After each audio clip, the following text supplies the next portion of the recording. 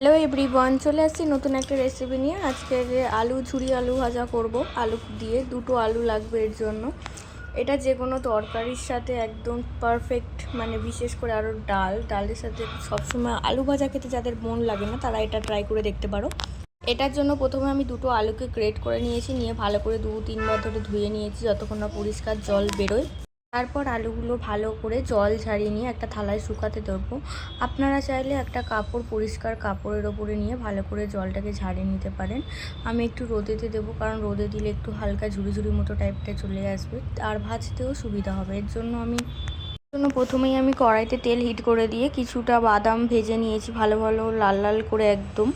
তারপরে যে আলুগুলোকে শুকিয়ে রাখছিলাম সেগুলো ভালোভাবে একদম লাল লাল করে ভেজে নেব।